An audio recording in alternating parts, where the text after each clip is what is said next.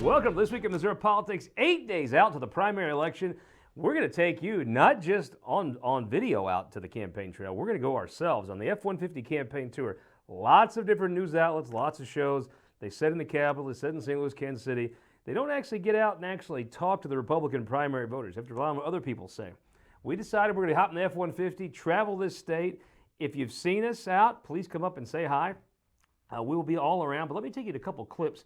First off, I went and got on the Mike Kehoe bus and rode from Kansas City up to Sheridan, Missouri, almost to Iowa in the great Northwest, United Electric Co-op territory. Talked to Governor Kehoe about the campaign's final weeks and what he was thinking. Here it is. I'd say welcome to the F-150 campaign tour, but we're here on Mike Kehoe's bus. It's got how many signatures on it now, Governor? Thousands. We got to have some intern count how many are on there because... I've been that intern that had to do stuff like that. Yeah, it's great. So how's the campaign going? It's going well. We're getting great reception from Missourians, and you know, it's a really humbling process to go through, as you well know. And state's a big state, but we really enjoy traveling this state. 2 weeks left. What kind of strategy do you employ? I mean, how do you set on those calls and know how much money do you spend promoting yourself, going after your opponents? It's kind of it's a unique race because it's kind of tight down to the end. Yeah, it's a tight race, and we're going to work hard all the way to the end. To answer your question, I've always said nobody's going to outwork me, so folks who are following us know we're working hard, continuing to get our message out that we are a common sense conservative, that Missourians resonate with our message. That's what's important for us to continue to spread. And so far, as you've seen some of the stops, people are very well received with that. How many stops you hit on the bus? 183 now. So we'll be well over 200 by the time we get to August 6th. So what do you want folks to be thinking about when they walk in the booth next Tuesday? Yeah, well, what I want them to be thinking about is that who do they think can lead the state the best? I would suggest, with my small business background, 35 years of small business, first generation farmer, created hundreds of jobs, close to 1,000 I would say, over that 35-year period. I would be the right guy to lead on day one. I know how to govern. I know what the state wants. I know how to keep government out of people's lives. And our unique background, I think, is very different than the other folks on the ballot. And I would ask people to consider that. When you break that down, you've been a businessman. You've had experience in MoDOT, legislature, now in the executive branch. What does that mean to set you apart? Well, it gives you perspective. At any of those positions, I've tried to bring a business outlook to those. I like to say trying to get government to move at business speed instead of bureaucratic speed. And it also, you learn where, you know, kind of all the pieces of the puzzle are that you have to get to make state government work. It's not easy to navigate if you haven't been here for a while. Now, I'm not in favor of career politicians or somebody who thinks they need to be in politics forever.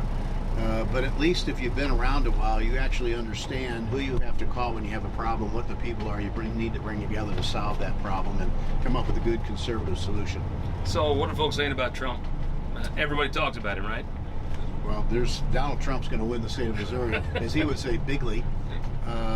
There's no doubt in my mind that Donald J. Trump will carry Missouri, and I hope he carries the United States. If you look at the wide open border that we have that Joe Biden created, now apparently Vice President Harris is going to take credit for, it's a disaster, and it's affecting the entire country, including the state of Missouri. So we need to get Donald J. Trump in there in November. Governor, thank you for having us here on the bus. We appreciate it. We appreciate you riding along. Very much. Yes, sir. See you out there on the trail. Always interesting talking to Governor Kehoe, and the bus, I think it added a little something to it. Next, his opponent, Bill Eigel, had a lot to say about not only Mike Kehoe, but the entire race. We went to Cape Girardeau, almost to the exact opposite quadrant of the state, talk all things politics with Senator Bill Eigel.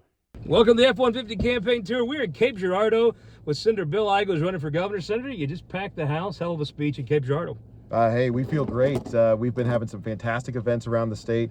I think we're up to over 80,000 miles on my truck. Nice. Although we've got a little assistance now, so we're excited about that. And I tell you, I thought that the final weeks of the campaign would be the most exhausting, but I'm finding myself, just from the energy of the crowds that we're running into, I feel better maybe than at any point I felt in the campaign so far. So I feel good. So if you were mapping this out, a lot of the stuff you wanted to see happen a year ago when you really jumped into this. Yep. Some of that stuff's coming together. I mean, the poll numbers are rising. The trend line's good for you. the message I think you're selling, there's some folks that want to hear it. Well, and it's been a kind of there have been many long months between when I first started this and really this month when we turned our advertising on statewide, and we've seen a really dramatic rise in the polls. And I think it's taken maybe some of the other campaigns by surprise at how quickly we've risen. But we were very confident in our message, and now with the resources coming in, we're going to be able to finish getting that message out. I'm actually confident we're going to be ahead of at least one other campaign in terms of how much dollars we spend in the closing weeks, and maybe very near parity for the other campaign, which I think that that I could be in the same conversation there, I think takes a lot of people by surprise. How do you make that decision when you've got these resources into the campaign? You want to promote yourself first and foremost, but also it'd be nice if you could hit your opponents. How do you make those decisions? What factors go into that? For me, my biggest challenge was getting my own name ID up. So I think a vast majority of our dollars, in fact, all of our dollars, especially for the initial weeks of the campaign, were spent talking about me, talking about the different messages and communicating it in a way that I felt that could connect with folks across the state. We've seen some success doing that. And as you said, it's easy to overthink where and when you spend the money. But Scott, as I'll tell you, if it wasn't a message inherently that people wanted to respond to, it wouldn't matter where I spent. And it wouldn't matter what I started, or it wouldn't even matter how much I spent. So we've been very blessed to have an opportunity to get that message out. I'm thankful for all the donors. We have a very low average donation in the campaign, even with some of the bigger checks that we've gotten. We have a very low average donation, which means there's a lot of folks, not just here in Missouri, but really around the country, that want to see a guy lead their state like what I'm talking about. Is it possible that big donation was because there's some folks that maybe wanted to give to you, but they were a little worried to have their name on a list, right? Well, I think that, we've seen such an increase in donations over the past few weeks as we've moved up in the polls. I think that, as my opponents have been talking for the past 2 years about, can Bill Eigel win this race? And then I think there were some questions. I remember the first poll that came out. There's no doubt Bill Eigel can win this race, right? Well, I remember the very first poll that came out. This was like 2 years ago. The first poll that came out, I think the secretary had like 54%, the Senate governor had 18%. I wasn't even in the poll. And yet we kind of put our heart and soul into a mission. I mean, imagine having that conversation with my wife, right? I mean, to start from near the bottom. And she's been with me ever since. And now I think that folks never doubted that I would be able to articulate the message. They always wondered whether or not we would be able to catch fire. We would be able to get sufficient amount of resources to get started. Do you feel like you've moved past Jay Ashcroft? I feel like we're doing very good. I think that we're within the margin of error of either of those candidates, and I think that there's still, I will say this, I think that there's still a relatively high number of undecideds. I think the advantage that I have is that I think that with the amount of money that Mike Kehoe has spent and just the original name ID that Jay Ashcroft has, those guys have reached the top of the name ID level. I've still got a ways to go here over the last couple of weeks, which I think is going to give me an advantage as new people continue to hear my message. Senator, thank you for hopping on the truck with us. I appreciate it. Scott, always a pleasure. See y'all on the trail from the F-150 campaign tour. Bill Eigel is never boring. Next, we went to Jeffco, where we talked to Missouri Sheriff Dave Marshak. He was putting up signs for Andrew Bailey. We talked about a controversial ad Bailey's opponent ran. Here's what Sheriff Marshak had to say. Welcome into the F-150 campaign tour. We are here in Jeffco with Missouri Sheriff Dave Marshak. Sheriff, thank you for making the time. Hey, good to see you. So there has been this AG race from the beginning, I've just thought is Missouri versus Manhattan. They have been pouring money into this state. Main Street versus Wall Street, man. I will tell you. And Will's a real bright guy, but I mean, Andrew Bailey's a Missouri war hero. And I think it's always been to me like, what is your case for firing the war hero?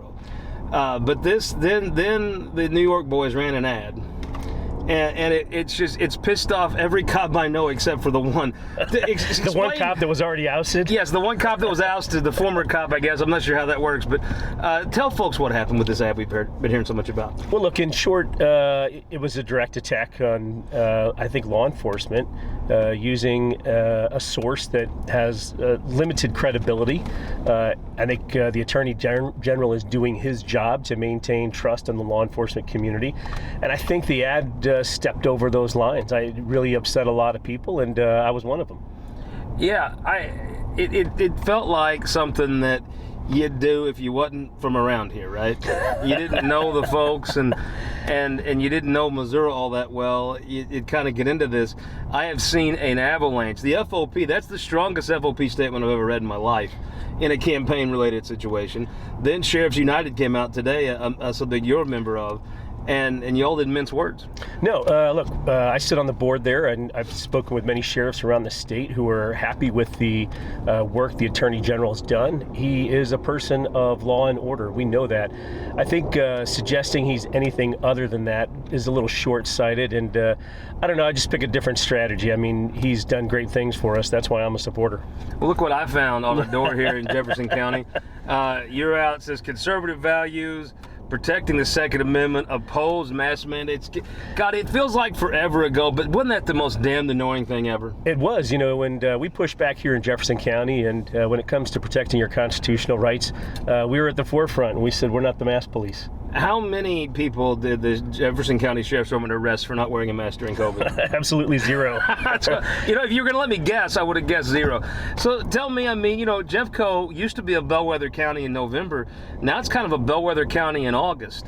You're on the ballot, but I don't think there's many folks that are just too worried about you not being successful. But I'm sure you're running the race, right? We're running the race, doing the things we need to do. I look at every race the same way, run scared. And I think, as voter, you want to see people working. You want to see your candidate working. Yep. And so for us, we're out working, doing what we need to do. Today I'm spending some time with putting up Andrew Bailey signs and getting the word out for him, because I think it's important. I think our community supports him. He's been here a lot sharing his message. It's a fact. So give me a prediction. Bailey going to carry Jeffco? No question. Who's going to win that governor's race? I don't know about that. It's so one. tight. Honestly, it is really. I could sit here and make you a case that Eigel's message is kind of what folks want to hear. I could tell you that Kehoe is just the bull of the woods, the most respected guy. I could tell you if Eigel and Kehoe are shooting each other, folks might come home to the name they know in Ashcroft. That's right. If I had to guess right or die today, I think Kehoe's ahead, but I think Eigel has some momentum, and I think Ashcroft, with 2 weeks out, may not have a lot of money, but it just goes, you go to a person that votes, which is, we're talking about older folks that are going to show up on a 1,000-degree day in August. I think that's the message of, if they're all attacking each other, I'll just vote for the guy that I know. Yeah. I think you could make a case for all three of them. It's very interesting. I do as well. I'm excited to see what happens. You haven't seen Ryan McKenna lately, have you? Of course. No. What did you arrest him for this time? Unfortunately, No, you can tell us. What was he arrested for? I don't want to share too much, but Ryan's mom was in a car accident. Yes.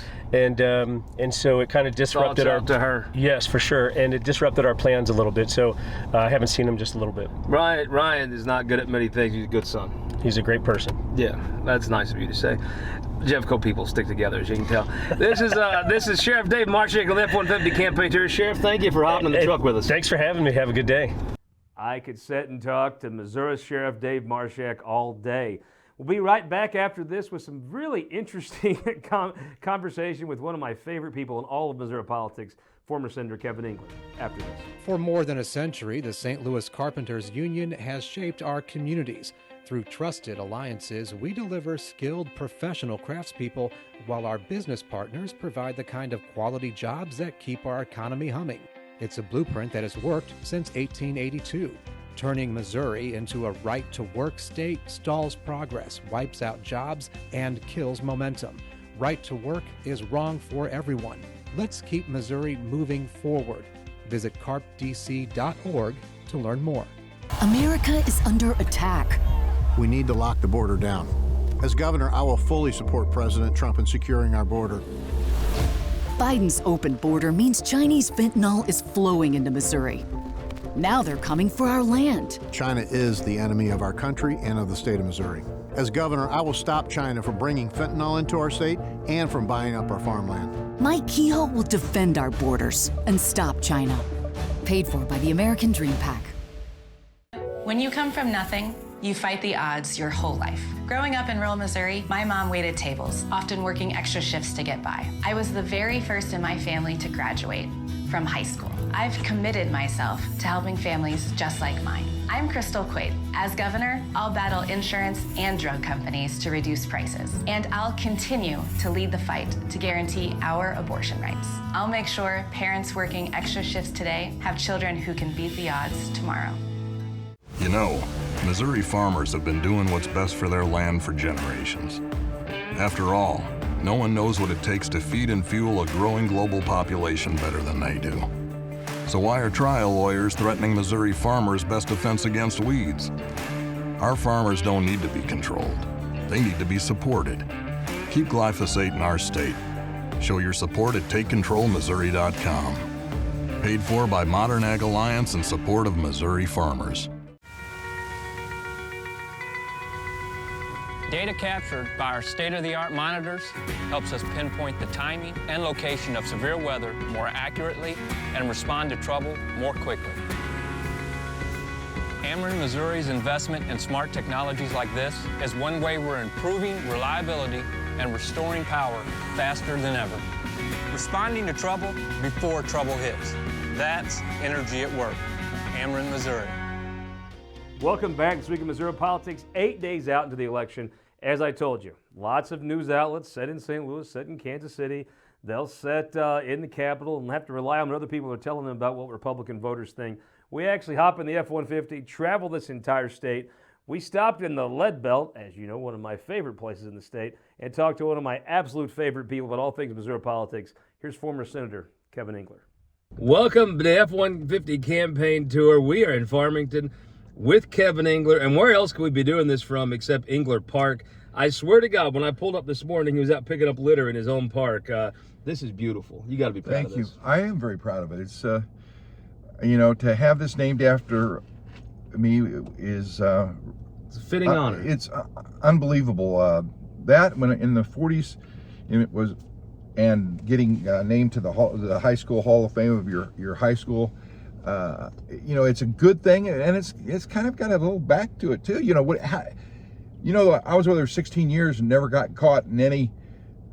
I never drank too much, never flirted with people, you know, anything else, because this might be the wrong truck to brag about that. You know? Well, my point is, it's an awesome responsibility when they do something like that. You feel obligated not to screw up. Anyway, well, so it was kind of. I can see that. Oh, no, man. That makes sense to me. This is a terrific place. Let's talk a little politics, though. While we got you. Sure. Well, I thought this was the first episode of Where Are They Now? you go around the state. Where are they? What happened to that politician? No, you're the county clerk in as Peter would say, St. St. Francois County. Senator from St. Francois. So the governor's race, one everybody was talking about. You got a favorite horse? Oh, I do. Mike Keogh and I have been friends for 20, 25 years. He helped me way back when he was the head of the Highway Commission, get the money to widen between what 221 is now, widen that road, because we were having so many fatalities, and he helped me get that, and that's where I got to know him from, and we've been friends ever since.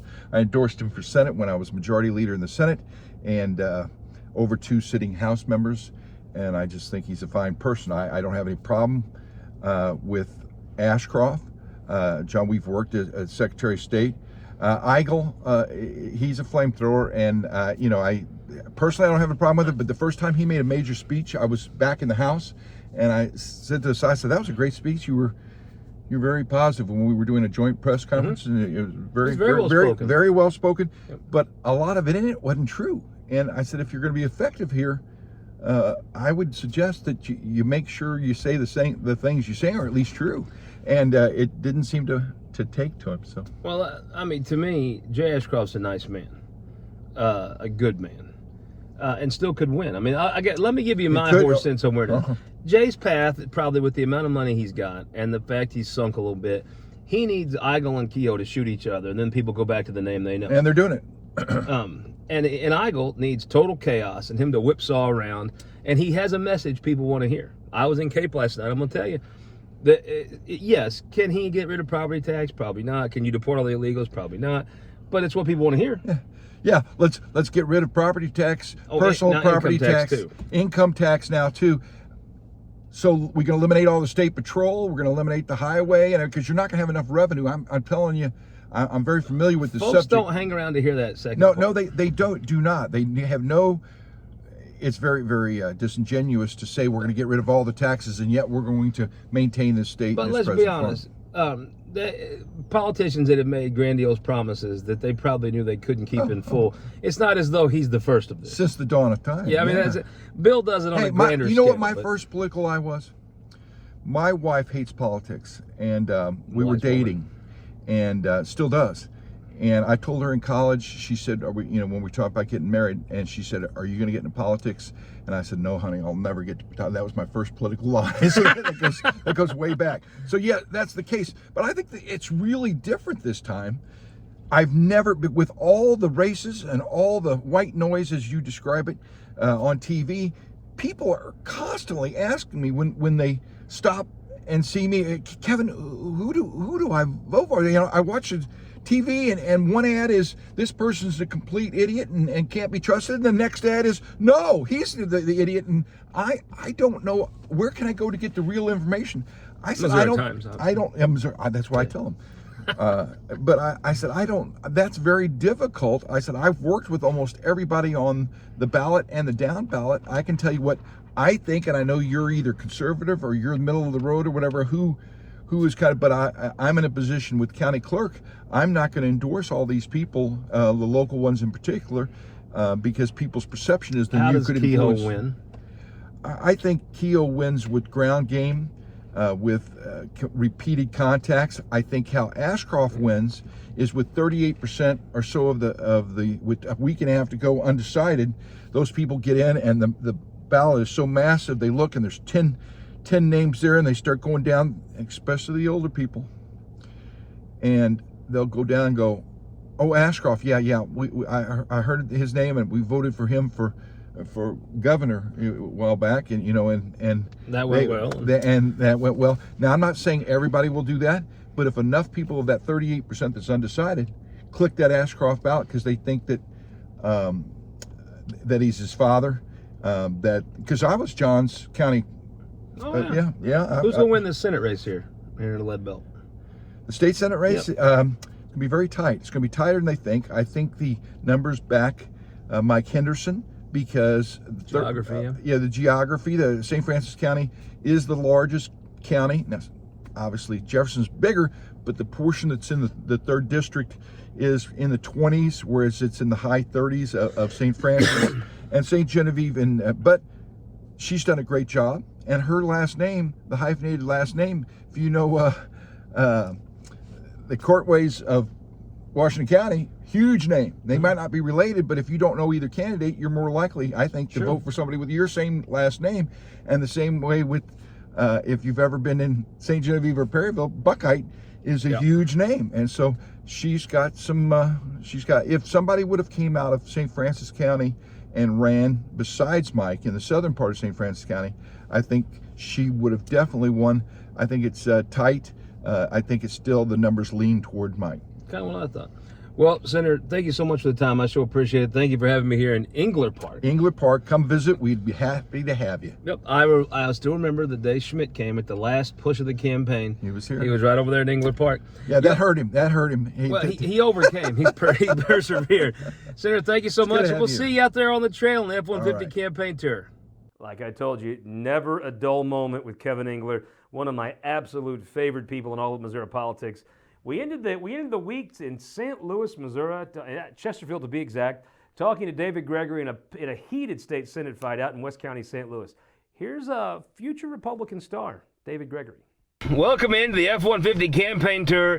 I was coming through West County. I'd lost a bet, and look who I found knocking doors. A former Representative David Gregory. How's the campaign going? Going outstanding. Tell you what, we're up. We're in first place in every single poll, and we're going to finish in first place. I mean, some folks like Travis Smith get to knock doors in a beautiful part of the state. You got Jamie Berger. Hold on. You like St. Louis. You like West County, St. Louis. Admit it. Well, I want you to admit it. It's on TV. I need you to admit it. It's better that the Cardinals are winning. What are you hearing on the doors? You can't be a Cardinals fan and not love St. Louis. You actually can. That's proven that you can. I'm going to come back to that. The doors are going good, man. I'll tell you what, West County, I just love it. I'm from Chesterfield. I'm actually in Chesterfield right now.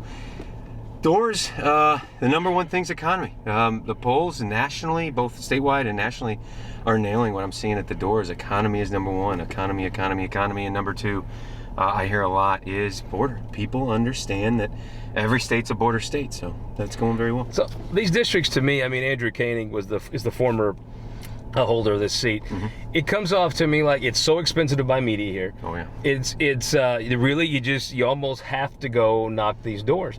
Andrew Koenig was the king of it. You've been knocking doors, what, about a year now? Yeah, a year and a half. Jeez. I know, it's a year and a half. I'm excited for it to take a break too, but yeah, no, and there's still a lot of Andrew Koenig supporters out here, and that's always great. It's great to get to meet those folks. He earned it. I mean, so the one thing I think of when I talk to folks that are politically inclined about you in St. Louis is that you've drug Sam Page into court about like Andrew Bailey does Joe Biden. Suing Sam Page is so much fun, and I'll tell you what, all, and I can say spoken all. Like a lawyer. A lawyer should never say the word all. I think all of my people I've met at the doors love that I sued Sam Page, and I'm talking Republicans, Democrats, moderates. Going after the king like that, who's coming after our seniors and their tax breaks, they absolutely love it. And I'm going to use my skills. I'm going to use my experience, my training as a litigator to come after him until he does the right thing for St. Louis. All right, how's the campaign looking? Give me a prediction. Oh gosh, I don't like predicting. I don't want to jinx anything. What I can predict with certainty is a big first place win. We feel so good about it. We are up huge, double digits in every poll I've seen so far. So. And we're going to finish strong. We're going to finish stronger than that. Well, I mean, you will get to go to the state senate, and you'll get to serve with people from wonderful parts of the state, like the Boot Heel, like West Plains, terrific parts of this state, like Shelbina. And you're going to admit right now that you like St. Louis County. West County? I'll just let you go to West County. I mean, right I actually like South City a little bit. Casey warned me down. All right, fine. All right. You know what, though, the truth, Gregory? Your prosecutorial skills, there are some parts of West County that aren't awful. Every single part is outstanding. You're going to love it. Tell you what, here's the deal. When I win, I'm going to make you come out here. You're going to lose another bet. I don't know what bet it is yet, but you're going to lose a bet, and you're going to come out and you're going to hang out with me and the great folks of West County. Like for an hour or for a day? For a whole week. I will not do a week, but I will do a day. Fine, a day. Put it there. Put it there. I don't know what the bet is yet. You're coming to West Butler County with me, though, because you'll have time if you lose. I hate to root against you, but you put a lot on it. So I'll make you a deal. When I win and I've dominated for West County after 8 years, I'll come to Butler County. After 8 years? After 8 years, 6.5, 7. Well, let's see how you vote on ag. Maybe we'll let you come to Butler County. All right, David. Hey, thank you very much. I appreciate the time. And you're right. You win. There are parts of West County that aren't awful. Fair enough. All right. We'll see you out there on the trail. Thank you. I told you, if he wins this primary, you're going to see that name not just in the St. Louis area. You see the name David Gregory all over the state. That's This Week in Missouri Politics for 8 days out. Welcome. I want a programming note. We're going to have a special on KMOS, myself, Joe Mannies, Mike Mahoney from Kansas City, Stephanie Bell, Emily Manley, all of us talking politics. It's going to air Thursday night on the PBS affiliate in Central Missouri. Please tune in. And election night will be here in the studio giving you results live as they happen. We call them the fastest and the most accurate in the state. Election night, I'll be joined by my friend John Combest here in the studio for This Week in Missouri Politics Election Edition. 8 more days. I can't wait.